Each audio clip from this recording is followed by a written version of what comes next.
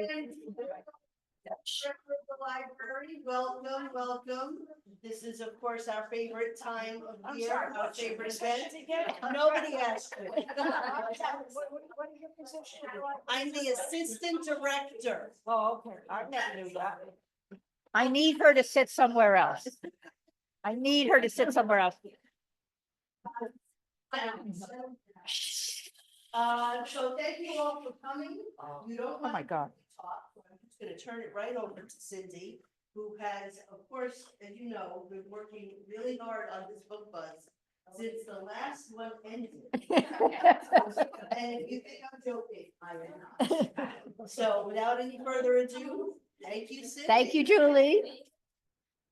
Hi, everyone. Welcome, welcome. Hi, everyone on Zoom. Welcome to the Spring Summer 2025 edition of Book Buzz.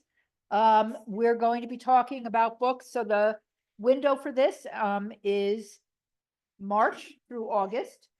You guys, many of you are repeats, so you know that publishing days of the week are Tuesdays in the UK. Today is actually the first Tuesday in March and the first Tuesday, therefore, of this window.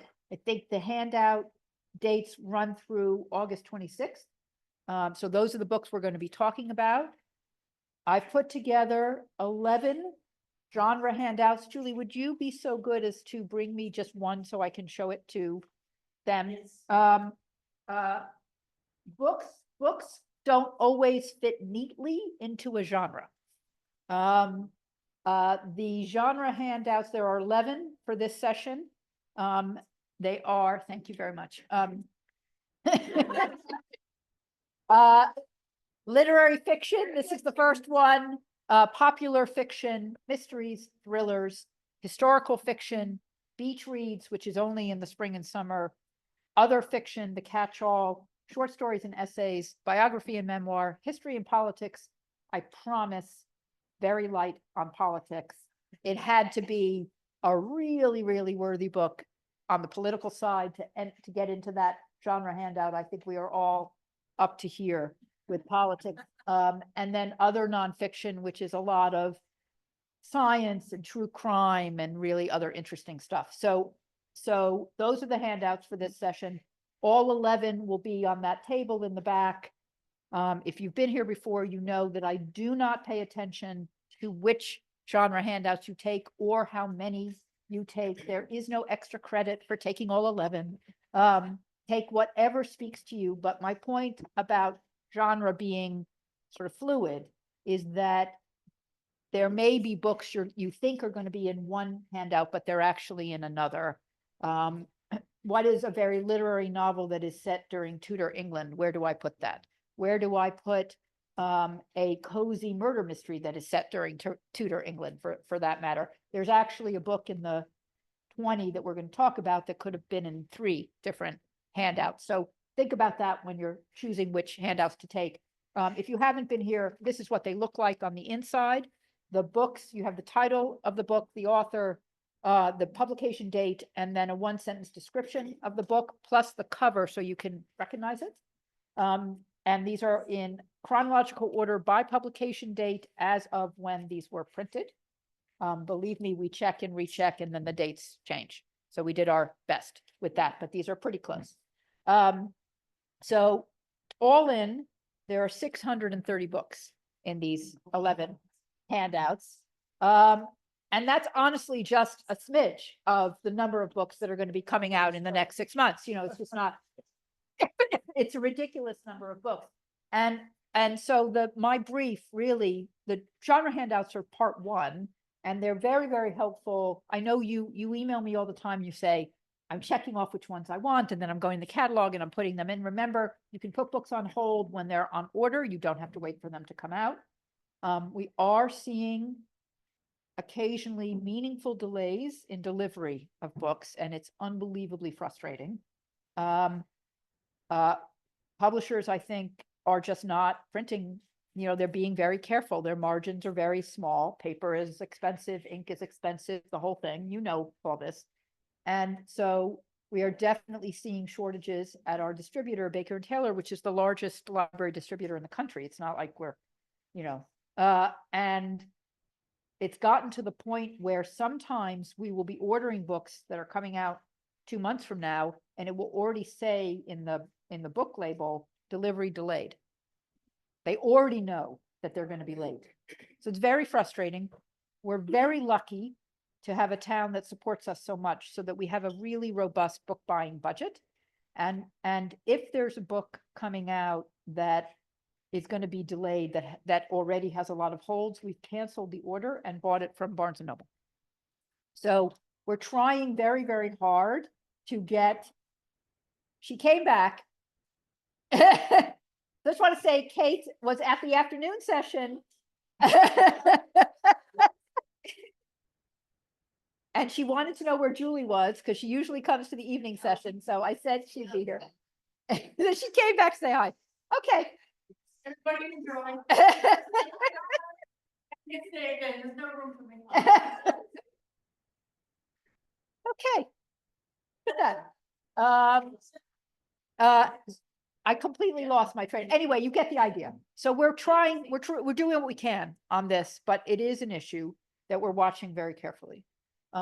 So I sat down with the 630 books to come up with the 20. And as Julie and Barb know, usually my problem is there are too many, right? There are too many and I need to cull them down to 20. This time there were, I don't want to say there's too few because you're all going to leave. The issue is that I want to talk about books that are really getting a lot of pre-publication buzz and that are generating a lot of excitement, but I need to talk about books that you want to read. And those are not always the same thing, right? And you know, if you've been a teacher, you know what a Venn diagram is, right? There's the buzzy books, there's the Wallingford community books, and I want the overlap. Example, one of the books that showed up on every most anticipated list that came out at the beginning of the year is a book called Matriarch by Tina Knowles. Who knows who Tina Knowles is? Beyonce's mother, but you don't count. Okay. In the morning in the afternoon session, several people knew who she was. In the morning session, one person knew who she was. She's Beyonce's mother, to which my reaction is, and so. But apparently she's a player, she's a ball buster, she's a powerhouse, and this book is getting a ton of buzz. But I said, that's great. I put it in the handout, but that is not a book that I can make one of the 20 notables because it's not for you, which is fine. It doesn't, right? Read, whatever you want to read. So this was my dilemma. And I was stressing it. I'm going to tell you, I was stressing it. So Julie said, make it the notable 9, make it the notable 15, make it, then Chris said, no, it has to be an even number. So then Julie said, this is what you think we're working hard in the library. This is what we're doing. Okay. And I said, no, I really want to come up with 20. So what I did, which I've never done before, is I did the ones that I were obvious, and you'll be able to figure out which ones those were. And then I put together a list like this of books that had merit, but I wasn't sure. And I sent them to two of my colleagues who have very different reading interests. And I said, but who know Wallingford. And I said, take a look. And where they came back in agreement, I put those in. And then, and then Julie, who proofreads the bio handout, I said to her, in the bio handout, there is one definite. Guess which one? And she guessed correctly when she was proofreading. And then she put a note next to another one and said, this one sounds really interesting. And it had been one of the ones I was thinking about. So I'm like, great, I'm going to put that in. And then Sunny, our director, who was here in the morning, I was talking to her about this new book that I had just heard about. And not only did her face light up, her whole body lit up. So I said, oh, maybe that's of interest. So then I asked a couple of other people and they were like, no way. So that's sort of how this list came together. It was a collaborative effort. And finally, I had a few spots left and I just sat down quietly with all 11 handouts and went through them. And I said, okay, this one. So this is how the 20 came together a little bit more experimentally than normal. And so we'll see how we do. So Julie and Barb are going to hand out the 20 notables. For people on Zoom, Rachel has the PowerPoint. And she's gonna follow along, and you'll see the covers as I talk about each book. And I will let you know the publication date and where these books are in the handouts. I also want to say on Zoom, hopefully you can hear me, that if you have any questions or comments or things you want to understand better, put them in the chat and Rachel will ask them. So use the chat, Zoom people, use the chat.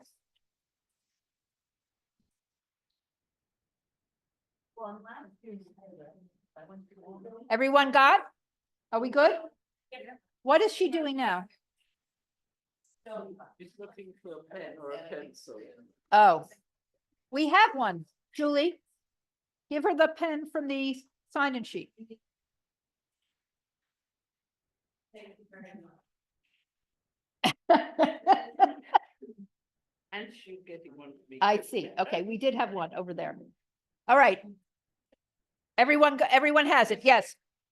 Now, I know this is hard, but please look at me.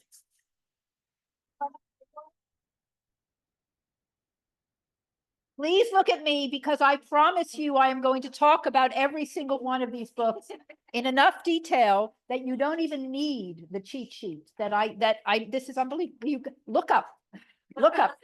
You can take it home with you. I promise you can take it home with you. Okay.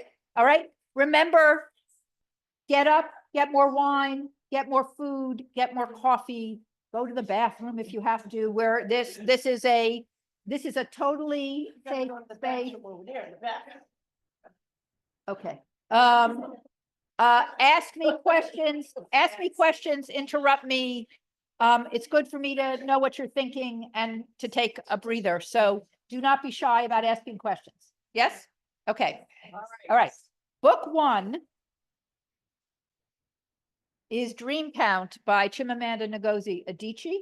This is in the literary fiction handout. This is probably the biggest literary fiction release of the first half of the year. It came out today and was named today as one of the Women's Prize for Fiction 2025 longlisted titles. Obviously, I think there's a lot of nodding in the room. Chimamanda Ngozi Adichie is a very beloved writer. She has only written 3 prior novels. The first, Purple Hibiscus, won the Commonwealth Prize. Somebody in Zoom can't see is doing this for best first novel. The second, Half of Yellow Sun, won the Women's Prize for Fiction, and the third, Americano, which was her most successful in this country, won the National Book Critics Circle Award. So she's 3 for 3 in terms of novels, winning major literary prizes. She's written memoirs, she's written essays, she wrote a children's book, but since Americana came out in 2013, no novels. That's quite a long time. In June of 2020, her father died. She wrote magnificently about that in an article called Notes on Grief, which was published in the New Yorker and went viral. And then 8 months later, in March of 2021, her mother died. And she says in the author's note to this book that death, her life's cover was ripped off by that death. And she started writing this. This is a book about 4 women that is set early in the pandemic. They are all, I think 3 are from Nigeria and 1 is from Guyana. Most of them live in the United States. 1 is back in Nigeria. They know each other, their lives intersect, but it is really about them, about their loves, about the things that happened to them, again, set in the early days of the pandemic, but it is pervaded by a sense of loss. It is, she said she realized, she thought she was writing about friendship and women's lives, but she realized she was actually writing about her mother. And there's sort of an undercurrent that, for better or for worse, a woman's relationship with her mother is the foundational relationship of her life. So this has been reviewed in gushing ways by all of the major media outlets. I would have told you that I'd already read it, except that Julie grabbed it out of my hands when the advanced reader copy came, and I just got it back a few days ago, but I certainly will be reading it as I make my way through the Women's Prize long list, but I would have read it anyway. Um, it's funny, but it's filled also with anger about the state of women today.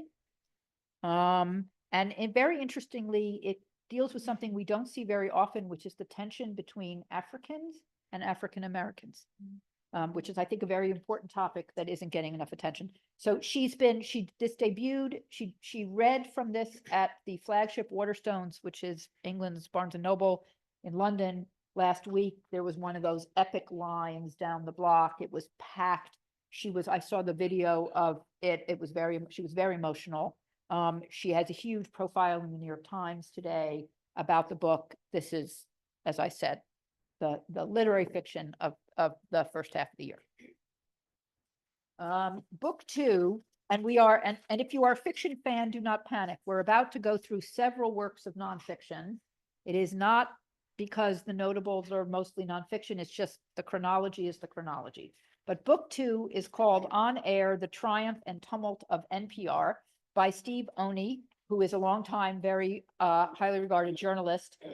This is in the History and Politics handout, and it's coming out next Tuesday on March 11th. And it is a history of NPR.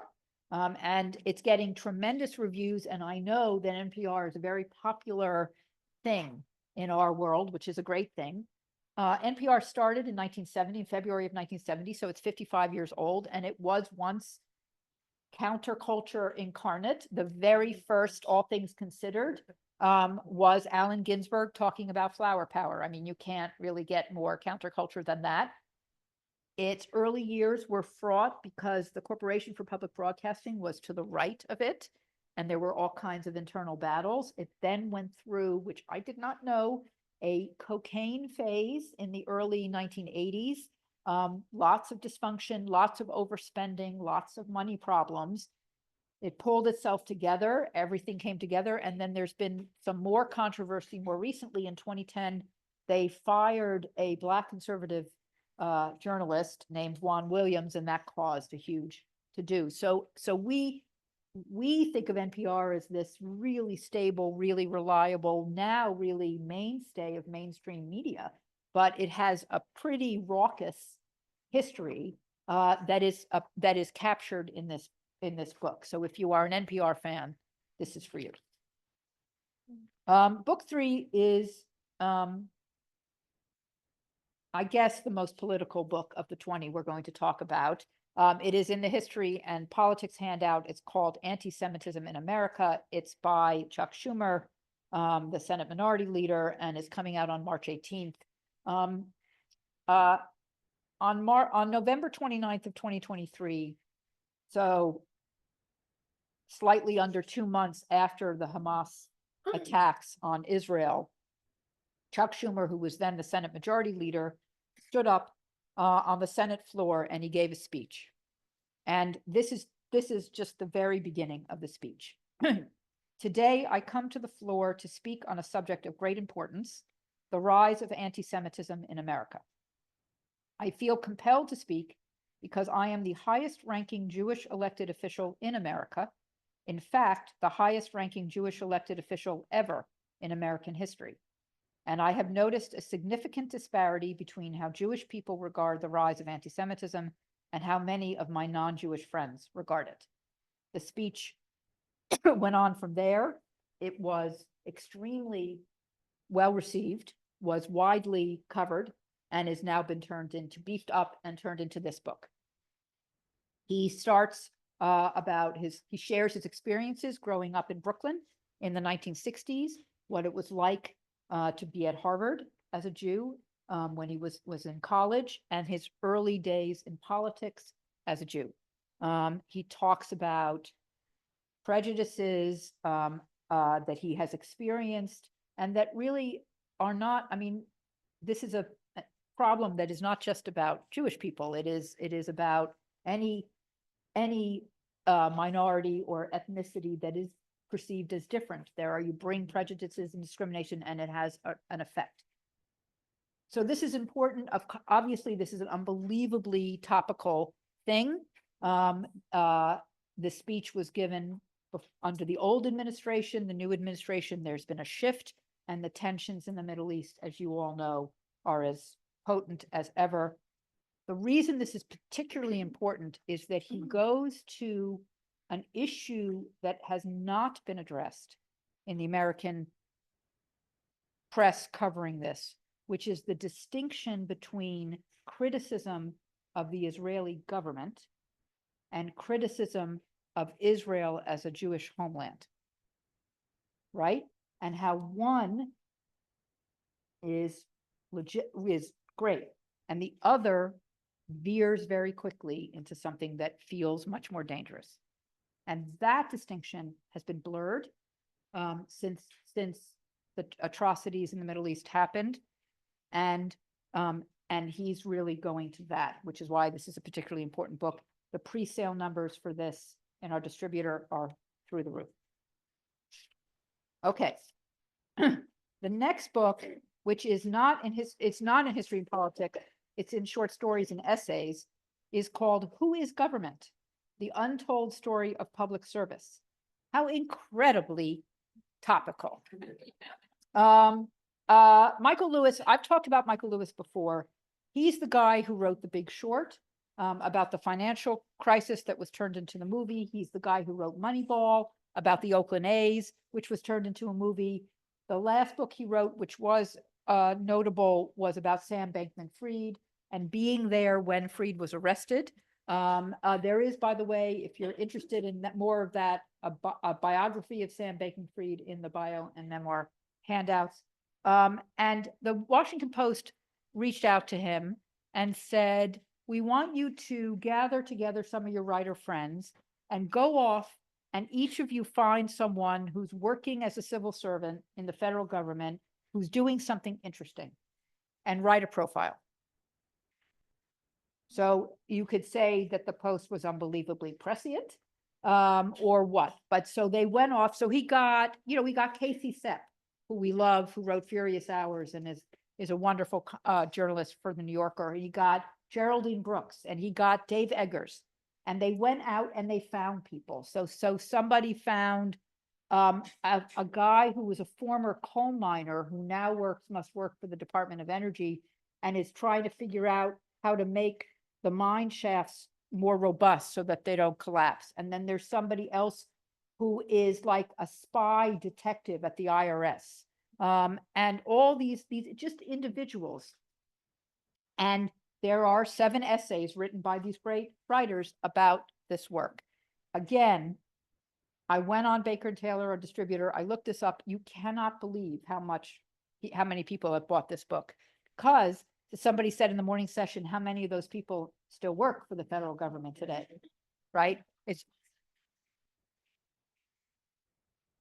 Or had to write 5 things that they did that this week. So right. Sometimes it's better to be lucky than good. This is the topic of the day, and this book goes right to this. Okay. There cannot be book buzz without a Beatles book. It just would be wrong. So actually, honestly, when this book showed up on all the most anticipated lists, and one of the commentators said, maybe one day we will have had all the Beatles books that there could be to have, but not yet.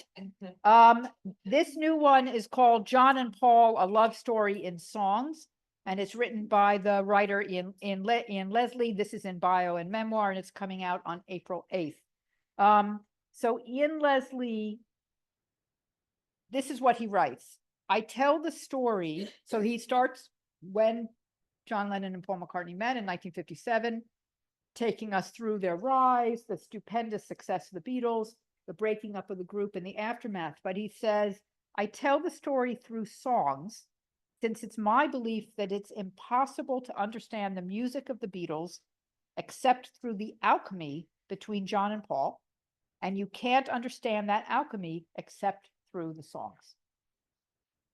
He listened to newly released footage and recordings of them, and the reviews so far say that it's the best study of their friendship and of all the songs they wrote together that has ever been put together. High praise. So if you are a Beatles fan, this is for you. And it has a great cover too. Okay, one more nonfiction book. Some of you may remember that in November, my boss gave me time to go spend the day in New York. There was a tri-state book buzz that was open to 100 librarians in Connecticut, New Jersey, and New York. And I spent the day at Hachette's offices on Avenue of the Americas in Manhattan. And 18 different publishing houses presented to us on their big books that were coming out through this summer. Was like catnip. I mean, it was amazing. And they each had like 10, 15 minutes. It was like this. It was incredible. And when they got to this book, No More Tears by Gardner Harris, which is in the other nonfiction handout and coming out on April 8th, the room went, and I was sitting next to a Reader's Advisory librarian from Long Island, and I looked at her and she looked at me, and I said, this is going to be a big deal. And she said, this is going to be a big deal. So first of all, Gardner Harris is an investigative journalist, but before he went freelance, he covered public health and was a pharmaceutical reporter for the New York Times. And before that, he covered the pharmaceutical industry for the Wall Street Journal. So he is completely in the game. This is the story. This book has been kept so tightly under wraps for obvious reasons. But apparently, and I'm not sure I believe this story, but he was working for the Times. He was traveling in 2004, and he was at the airport, and he was early, and he went to the bar, as you do, and he sat down and struck up a conversation with the woman sitting next to him, who was a drug sales rep for Johnson & Johnson, and must have been having a very bad day. Because she decided to talk to him about the what's been described as the unethical sales practices going on at the company and what that practice was doing to her and to her family. Now, believe that or not, it's a little bit of a reach for me that she would just start talking to a stranger, unless she knew who he was and decided she wanted to actually be a whistleblower of some kind, or she was drunk. And this was the beginning, right? That was 2004. It's 2025. This is described as a blistering expose. And Johnson & Johnson, let's be clear, is not only one of the most trusted corporations in America, it is the largest healthcare conglomerate in the world. Okay, so far as I can tell, they have been sued for the connections between the baby powder and ovarian cancer for a long time. So that's covered. Dangers relating to the use of Tylenol, which personally I'm very troubled about.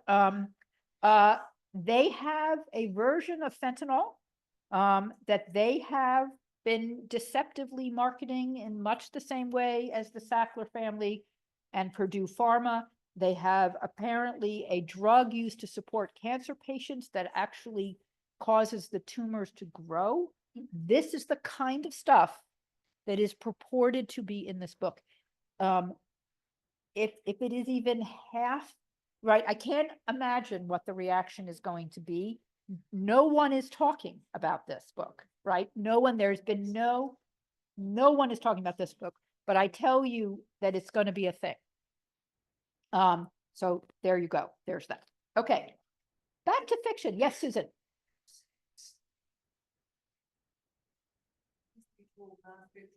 Book club last fall. I've read about This, oh, yeah. and I've just been waiting for it to come out. So in whatever the next year is, this will be on the nonfiction. Right. So Susan, for people on Zoom, Susan Gomes is here. She's the moderator of the library's nonfiction book club, Truth Be Told. And she said she's known about this book and is waiting for it and will definitely be reading it with the group. Yeah, it's a biggie.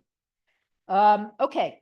So I rarely pick books from the popular fiction handout to highlight for you. It seems redundant in a way to do. By definition, if it's in that handout, it's going to be a New York Times bestseller. But I've been thinking to talk about David Baldacci for a while because I've watched his popularity grow.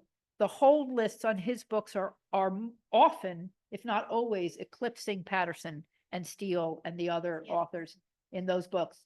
First of all, I think he writes the books himself. Second of all, it's only one or two a year as opposed to 7 or 8 or whatever. But he's now published in more than 80 countries in 45 different languages. Over 150 million books have been sold worldwide. That's very, very meaningful. And his books are being turned into movies and TV shows, which, feeds on itself. He's also done 2 things that I really like with his wife. He's founded a nonprofit called Wish You Well Foundation, which supports literacy efforts across the country. And he's also founded the Mark Twain American Literature Prize out of the Mark Twain Museum in Hartford, which is a prize that I've come to follow and be involved with. So I thought he was worth talking about. And the reason I picked him for now is that his new book, which is this one, Strangers in Time, is his very first work of historical fiction. And since that's a genre that we love, and that's going to cross him over into a whole new set of readers. Okay. So this is I just want you to appreciate, I got 3 arcs here and they're all doozies and I can't believe that I got them. So this is, as you can guess from the cover, this is set in London during World War II. We have a 14-year-old orphan who has a little bit of an Oliver Twist vibe, who is surviving by his wits, stealing to eat and so forth and so on. Then we have a young woman, a 15-year-old young woman who was sent out of London when the Blitz started by her parents, has returned almost 5 years later and cannot find her parents. So she is also in effect alone.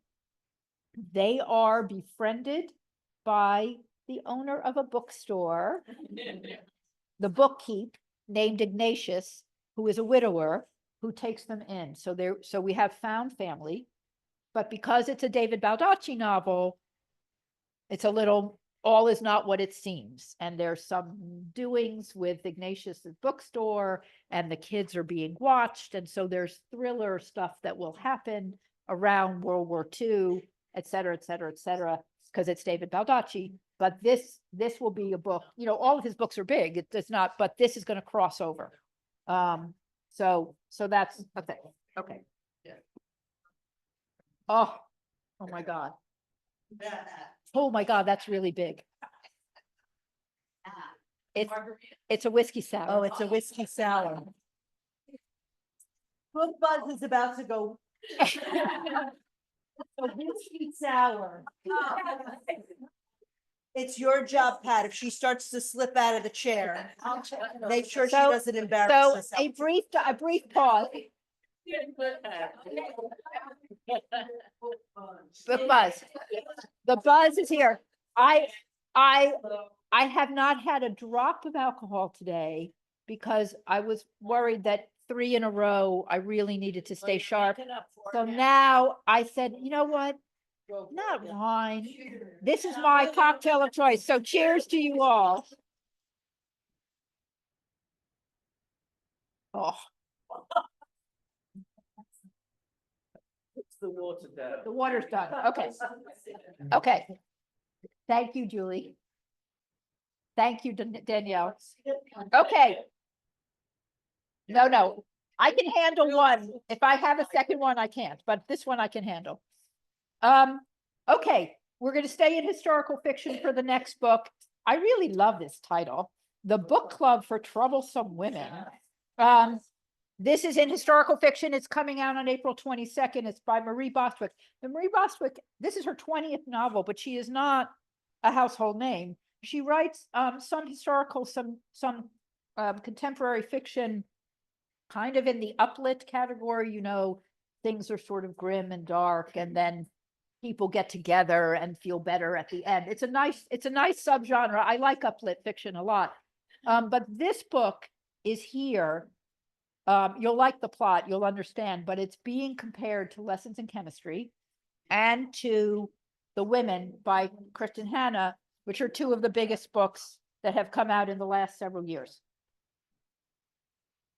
It is set in 1963 suburban Virginia. We are introduced to Margaret, Viv, and Bitsy, three housewives living happily married, children, living the American dream, right? Comfortable homes, all that stuff. And they're not unhappy, but they're feeling a little, like, is this all there is? You know, Enter Charlotte, their new neighbor, who has moved to suburban Virginia from New York City, where she is fashionable and artsy and a little eccentric, which I think just means she's from New York City. And the four of them, at Charlotte's instigation, start a book club. And the very first book they read is The Feminine Mystique. Guess what happens when they read The Feminine Mystique? So as all book clubs do, the book starts them sharing things about how they feel about their own lives and what's going on. And they start to support each other in making some changes so that they can feel more fulfilled. So this is, you see why it has Lessons in Chemistry vibes and women vibes. I think this obviously is a book that a lot of people are going to want to read. It's getting some very good press, and it may tap right into that sweet spot. Okay, so Notes to John by Joan Didion is in the bio and memoir handout and is coming out on April 22nd. So, you know, when there's a big book these days, there's not a breaking news thing, but like a press release or big announcement that's issued by the publishers. And then the bookstores do a sort of a blurb about it to heads up, big news. There's a big book coming out. And that happened all over about this book. So that got my attention. But what more got my attention is written by someone who's dead. And I'm thinking, pretty sure she's not doing it from the afterlife. So what is this? So Joan Didion died in late 2021. And shortly after, her three literary trustees went to her apartment in Manhattan, started going through her papers, and they found a diary. It was 46 entries in an unlabeled folder in a cabinet next to her desk. The entries were typed in chronological order, and each one of them was addressed to her husband, John Gregory Dunn. They were written starting in 1999 when she was in therapy. And she had told friends that her family had been having a very rough year. She was struggling with anxiety and guilt and depression. She was turning 65. She was thinking about her work and her legacy, and she had a somewhat fraught relationship with her daughter. And all of those things she was working through in therapy, and then, as it turns out, writing about them. Nobody knew about this.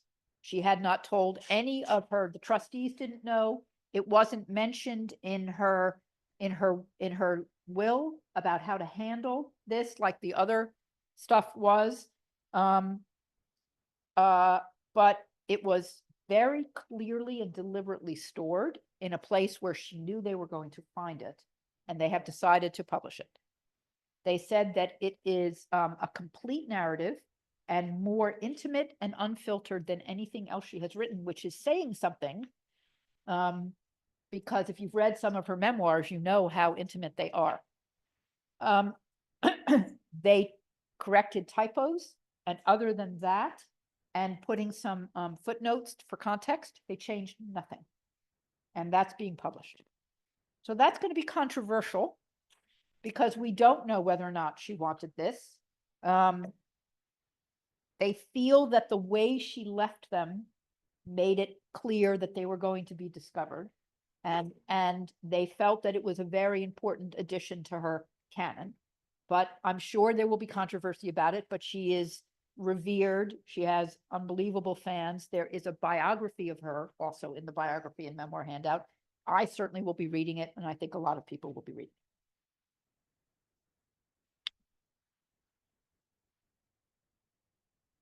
Book 10. A new Frederick Bachman. Wait for her to get to 20. Listen, you can leave. No. Oh, to drink. Oh, okay.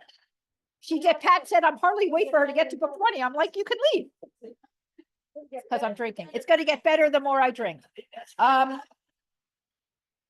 Frederick Bachman can really do no wrong. Yes. Since his very first book, A Man Called Ove, anything he writes is an immediate bestseller and is adored. He is one of the very few writers that can do humor and dark tragedy at the same time. If you want to laugh, go to YouTube and type Frederick Bachman, Simon and Schuster into the search bar, and you will watch his 5-minute speech that he gave at Simon and Schuster's 100th birthday party. That was the funniest thing that anyone said the whole night, and is so, so good, and a perfect illustration. I mean, it sounded like one of his books, what he said. Frederick Bachman, Simon and Schuster is his publisher. And at their 100th birthday or whatever it was, they had a huge to-do, and all of their authors came and talked, and his speech was hysterical. This is about an 18-year-old woman named Louisa, who's an aspiring artist, and meets one of her artist heroes, an aging artist who's very, very successful. And one of his most famous paintings is a painting of the sea. And over here, there's a pier. And right at the corner, on the edge of the pier, there are 3 little figures. And everyone focuses on the sea, and Louisa, the aspiring artist, focuses on the 3 little figures. He bequeaths the painting to her in his will when he dies, and she decides she wants to find out about these 3 little figures. Flashback 25 years, we get them. And what was going on with them that summer on that pier that the artist captured, and why. He said when he announced the book, this story took me a long time to finish writing because it took me 30 years or so to finish thinking about. It's about being young, and I've been growing old. It's about the kind of friends you can only have at 14, and it's about desperately wanting to be something, anything.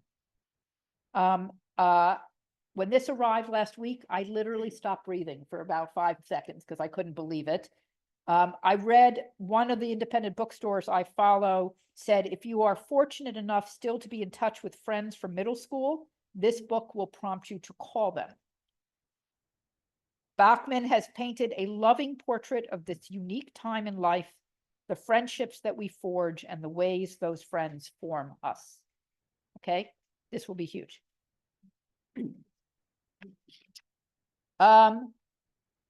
Wally Lamb has written a new book.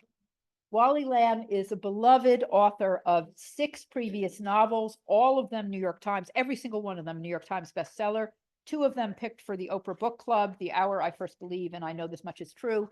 He's extra special in Connecticut because, of course, he lives here. And we've waited 9 years for a new Wally Lamb novel. Now, when I was, as I mentioned, Julie proofreads the bio handout. All of my colleagues help proofread these handouts, which are riddled with typos when I write them up. And one of my colleagues proofreads the literary fiction handouts, which this is in. This is coming out May 6th. And he was reading the description and he said, oh, this sounds a lot like our Obau book. We should have picked this book for Obau instead. And I said, it's coming out on May 6th. It was a little late, don't you think? Oh, yeah. But if you have been following One Book, One Wallingford 2025, you will see the astonishing parallels. This is a book about a man named Corby, who is married. He's a new father, and he's struggling a lot. He's having trouble adjusting to fatherhood. He has lost his job, and he has an addiction issue that he's not addressing. And one terrible evening, he causes an accident that ends a life, and he goes to prison. When he is in prison, so this of course destroys his family. But he sees horrible things, but also small acts of kindness. And he forms a bond with the prison librarian, so you know, who sees that he's there underneath. And through him, through the librarian and through some of the other people in prison who also need help, they start to figure out how to heal and how to move forward. Now, so this, obviously, this is going to be a big book, and it has resonance because of what we're reading right now. But in addition, in case you didn't already know, Wally Lamb established a creative writing program at the York Correctional Institution, which is a women's prison here in Connecticut, and he's volunteered there for 20 years. And he has published 2 volumes of the writing that these women have produced in that workshop. Couldn't keep it to myself and I'll fly away, and couldn't keep it to myself happens to be the nonfiction book club selection of Susan's book club on March 27th in connection with One Book, One Wallingford, which is about being in prison and coming out of prison. And so You're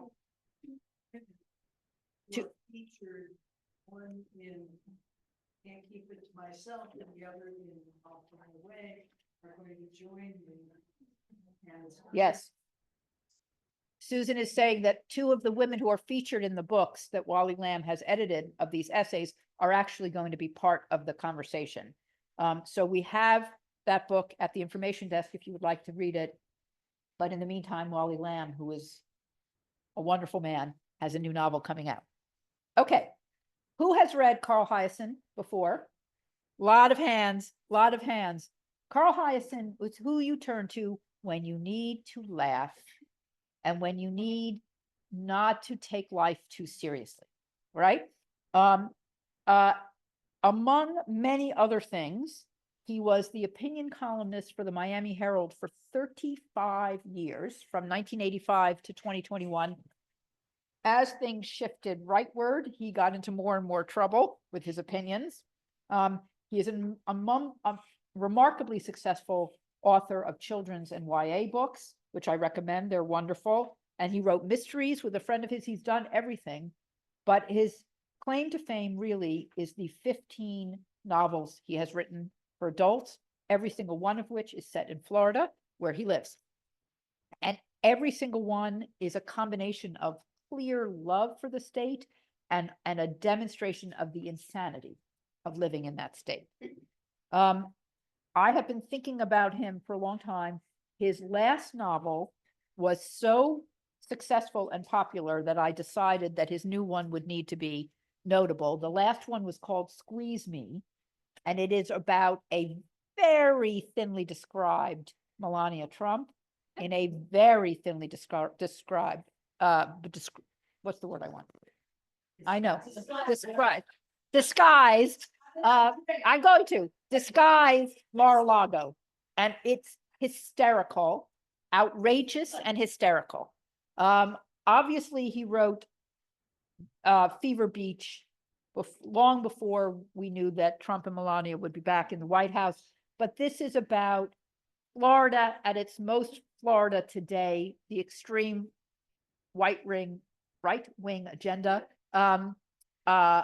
greed, corruption, power, and it centers on a gentleman named Figgo, F-I-G-G-O, who, I can't even say this, was kicked out of the Proud Boys for being too dumb and incompetent. Okay?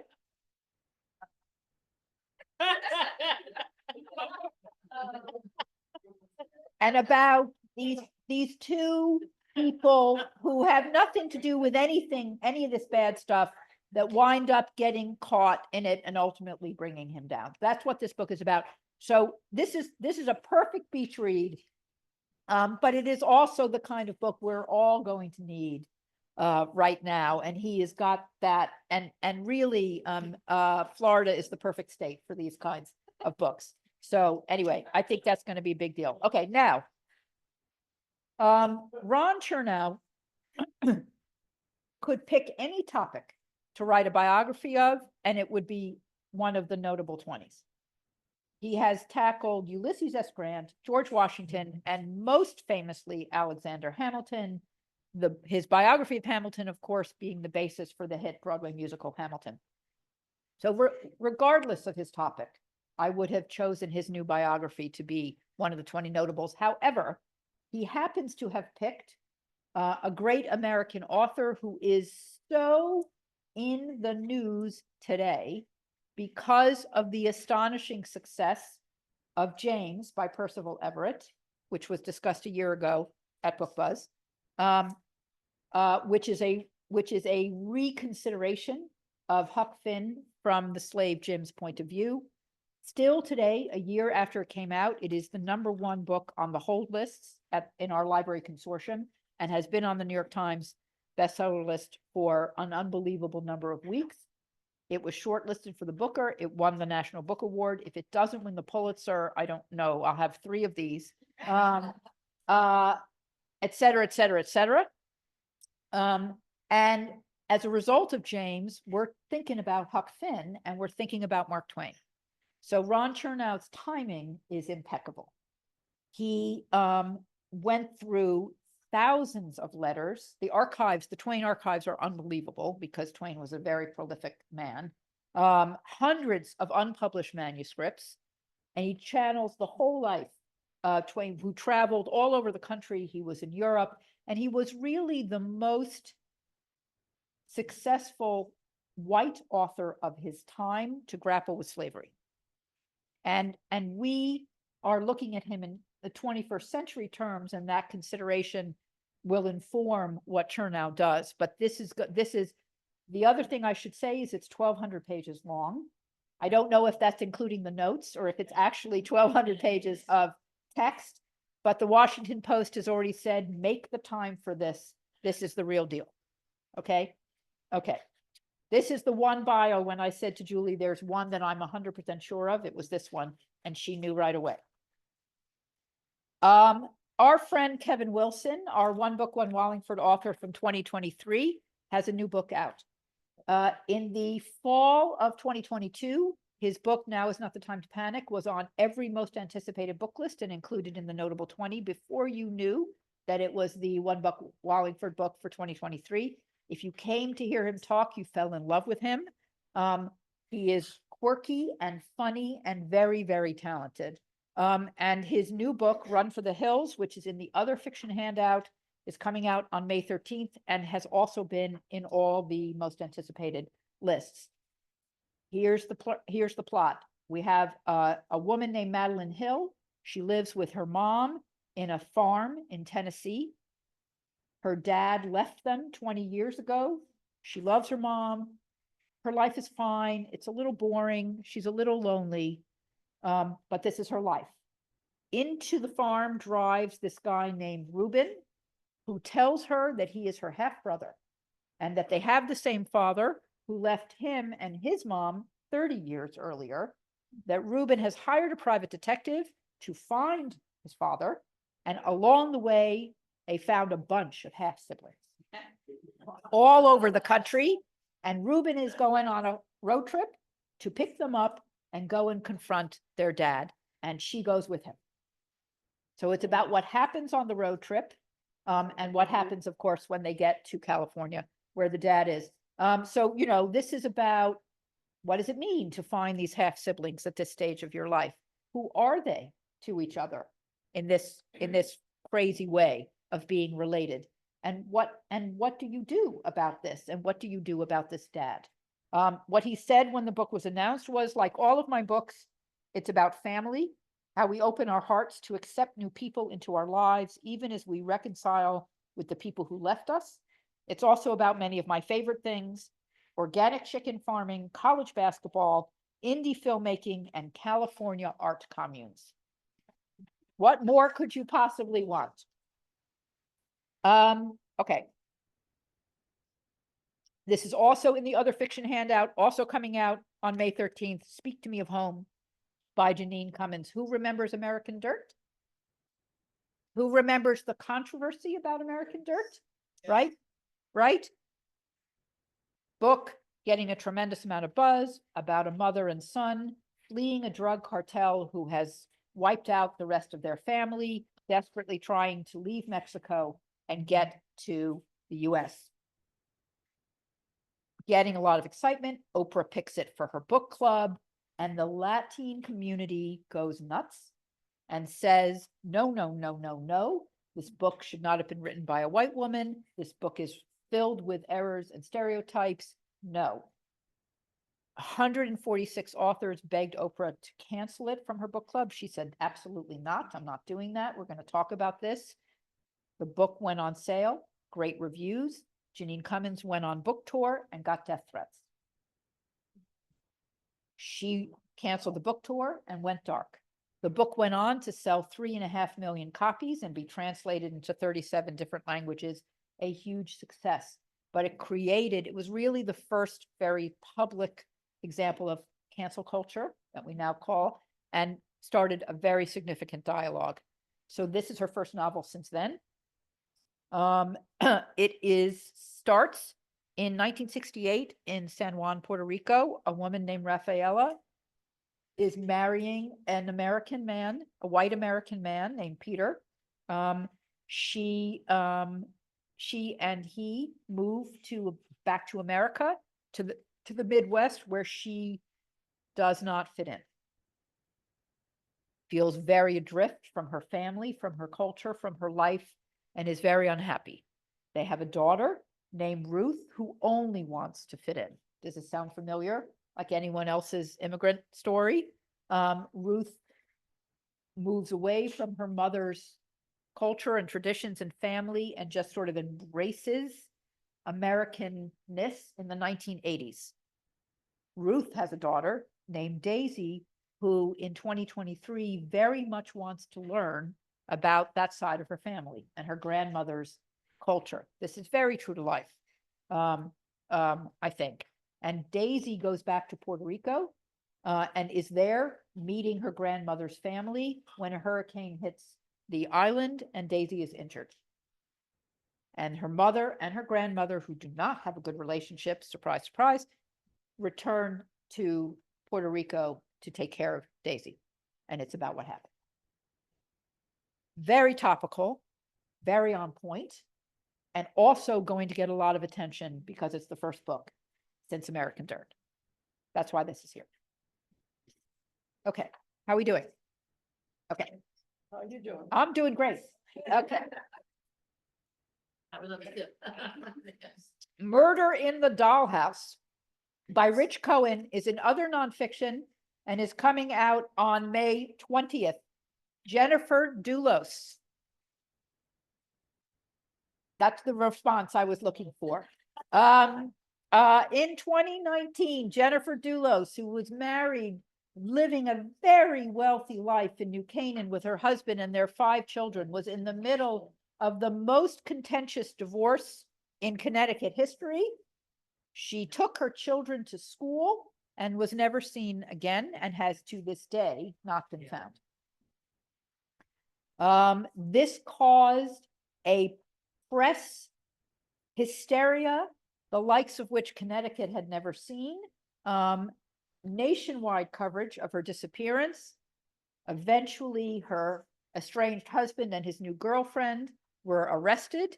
And on the day that her husband was due to appear in court, he killed himself. The girlfriend was actually quite recently found guilty of conspiracy to commit murder and is in jail for a minimum of 14 years. So this is a deep dive into that story. Okay, it will get tremendous attention nationally. True crime is a huge genre for us in this town, and this is Connecticut. So this is a big book. Okay, this is the book, Atmosphere by Taylor Jenkins Reid, coming out June 3rd, that is in the Beach handout, that could have been in Beach or other fiction or popular fiction, because Taylor Jenkins Reid has really hit the big time. I put it in Beach because it's a very summery, beachy sounding read. So she 5 of her books in the last 6 years, 5 of her books have been #1 New York Times bestsellers. That is really hard to do. Daisy Jones and the Six was turned into a big Amazon Prime series. The Seven Husbands of Evelyn Hugo has just been picked up by Netflix and is being developed into a series. Her books focus on women who have become famous in some way and about their struggles to balance their public life and their private life. And they're generally set in California. And she said, I need to do something different. I want to break away from that. I want to do something. I want to write a grand, epic love story. Great. Perfect. She decided to set this grand, epic love story in NASA in Houston during the 1980s space shuttle craze. I do not know why, but I am not here to second guess Taylor Jenkins Reid. Think about 1980s. We're a little more jaded about this stuff now. The first ever space shuttle went off in 1981. Sally Ride, the first women in space, went up in 1983. And of course, there was the Challenger disaster in 1986. In the 80s, we watched this stuff constantly. Everyone covered it, and we were all talking about it. So she said it there. Her main character is a woman she's an astronaut, but her job is to be at NASA being the point person for the people up in space. You know how you listen and they're talking to one? That's her. Okay.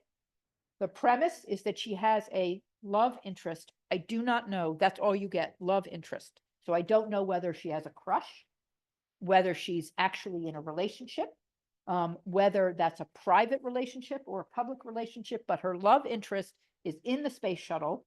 She's at NASA and something goes wrong. So, right, she has to do her job and be very professional about it with the person she loves in danger up in the space shuttle. That's what the book is about. This will be the book of the summer. This will be a massive bestseller for sure. Okay. This next book is the book that Julie wrote in the bio handout. This sounds interesting. And I agree. A Different Kind of Power by Jacinda Ardern. This is in the bio and memoir handouts coming out June 3rd. Jacinda Ardern was, until early 2023, the Prime Minister of New Zealand. You may remember that she was the youngest Prime Minister, 37 years old in 2017 when she became Prime Minister.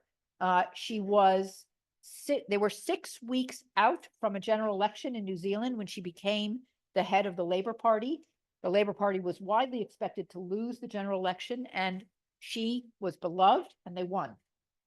She was Prime Minister during the pandemic. She was Prime Minister when the Christchurch massacre happened, the horrible massacre in New Zealand. Never happened, anything like that happened before. And she really guided the country through all of that, repeatedly emphasizing empathy, humanity, and kindness. And she said, I wanted to write this book because I wanted to share why I believe in empathic leadership and that kindness isn't just something we should teach our kids. There's a place for it in politics too, especially in these times. She shocked New Zealand when she stepped down in 2023, saying she just didn't have anything left in the tank and couldn't do it anymore. And she also shares in the book the full details of why she came to that decision. She's a genuinely talented writer. She used to be a speechwriter. And this book is going to get a lot of attention. Two more. And I still have plenty to drink. I know. Okay. Fun to know how to do that. The Poppy Fields by Nikki Erlich is coming out on June 17th. It's in the other fiction handout. Nikki Erlich has written one other novel called The Measure, which was a huge hit in general and here, about people who received a piece of string, and that piece of string, the length of it, told you how long your life was going to be and what you did with that knowledge. She likes this sort of thing. She likes books that go to sort of the essentialness of our lives and being human beings. And I have noticed that those kinds of topics of playing with the trajectory of your life and controlling your destiny in some way, those are very popular fiction topics for this crowd. So her new book does something, imagines a treatment facility in the California desert that has come up with a way to heal grief and the profound pain of loss. You go to sleep, you sleep for several weeks, and when you wake up, you are not crippled by grief.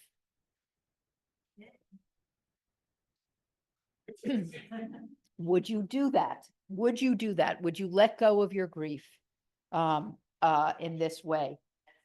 Naturally, yes, it's fiction. It's a novel. It's in other fiction. And of course, some people experience side effects. And the side effects are that you lose all sentimentality. Sentimentality. So you don't just lose the specific grief, but you sort of lose the ability to feel strongly. So you can imagine if this existed, what would the ethical stuff that would go on, and that's portrayed in the book, and so on and so forth. So this is I'm seeing how you're reacting. This book is going to strike a chord. Okay. The last book is the book that made Sonny Scarpa, our director, go crazy. It is called Can You Solve the Murder? It's by Anthony Johnston, and it is coming out on July 1st. It's in the mystery handout. Who is familiar with the children's series of books, Choose Your Own Adventure? Yeah. Okay, right? Just quickly, if you're not, the premise of these books, these were all the rage in the 80s and 90s. So if you had children in that time, if you were a child in that time, if you had children in that time, or my kids just missed these. But the idea is that the reader, these are told in the second person, the reader is the protagonist. You read a few pages and it gives you an option, and you, the reader, choose this or this. And if it's this, you read these pages, and if it's this, you read this pages, and the story unfolds based on your choices. Okay, very, very clever. In those 2 decades, 250 million copies of these books were sold, translated into 40 different languages. These were a hit. What has Anthony Johnston done? He has created a choose your own adventure murder mystery for grown-ups. You are the detective. You, the reader, are the detective. You arrive at a wellness retreat center in the English countryside, and you find a body lying on the lawn. The body has a rose in his mouth and has been killed by a gardener's fork and thrown off the balcony of the wellness retreat. Every single person who works there or is a guest there is a suspect. And you decide who to interview, which clues to follow. You do this, you hit a dead end. You come back out of the book, you try another way. People are this book is not coming out in July. On both sides of the pond, I cannot tell you how excited people are to play armchair detective. If you like murder mysteries, this is your book. Okay? And there's your 20 notables for the spring and summer of 2025.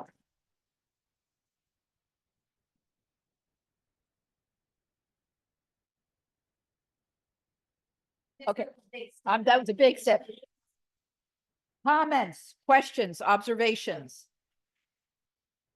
thoughts? No. Look, I mean, we have some heavy books in the beginning, but we read for all kinds of reasons. And everyone likes to read different things. So we got to cover the bases. Kevin Wilson.